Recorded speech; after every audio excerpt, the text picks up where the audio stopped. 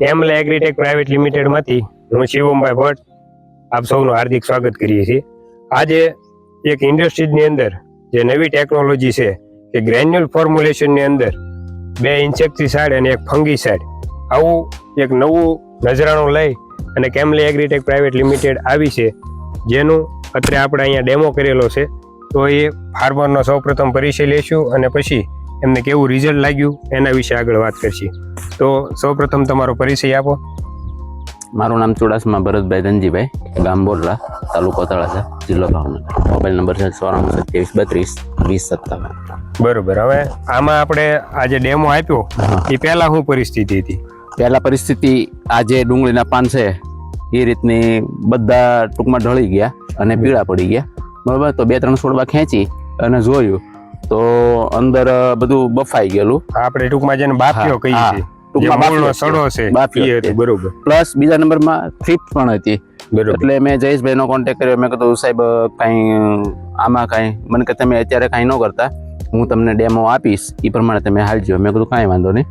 બરોબર. પછી એણે મને ત્યાં ફોન કરીને બોલાવ્યા અને 1.5 કિલોનું એક ટૂંકમાં કંપનીનું ઇલોગેરિયા એ આપ્યું. એટલે મેં આવી અને ખાતર નાખવાની ના પાડી હતી કે બાફિયો છે એટલે તમે ખાતર નાખશો તો વધારે તકલીફ થઈ છે. બરોબર. એટલે પછી મેં રેતી સાથે ભેળવી અને આખા ટૂંકમાં પ્લાન્ટમાં નાખી દીધું. બરોબર. અને નાખ્યા અને લગભગ આજે 7મો કે 8મો દિવસ હશે. બરોબર. રિઝલ્ટ જોરદાર તમારી નજર સામે છે, એમાં મારે કઈ કહેવાનું નથી. ના ના, અત્યારે આપણે જોઈએ તો એકદમ જે પેલા જે શેડું બળી ગયેલી હતી જૂની આપણે જોઈ શકીએ છીએ, અને અત્યારે એકદમ લીલી કાપ્સ ડુંગળી થઈ ગઈ છે. તો આના નાખ્યાથી બાફિયો કમ્પ્લીટ થઈ ગયો. અને થ્રીપ્સમાં મેં ગઈકાલે જ જોયું. તો થ્રીપ્સ મેં જયેશભાઈને કીધું, મેં કીધું થ્રીપ્સની મને કે આની અંદર તમે બધું આવી ગયું છે, તમે પેલા આ ટ્રાય કરો, પછી જો થ્રીપ્સ દેખાય ને તો પછી હું તમને ભલામણ કરી. થ્રીપ્સનું નામ કંટ્રોલ થઈ ગયું. કંટ્રોલ, ઘણો કંટ્રોલ. બરોબર.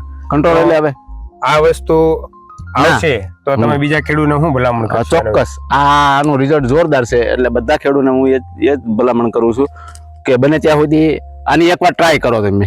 બરોબર. ચોક્કસથી નાખો એટલે તમને આનું રિઝલ્ટ જોવા મળે. અને તમને એવું લાગે તો 2-3 હરિયામાં આ ખાતર નહીં નાખવાનું અને 2-3 હરિયા બાકી રાખવાના, એટલે તમને રિઝલ્ટ ની ખબર પડે. ઓકે, ખૂબ ખૂબ આભાર.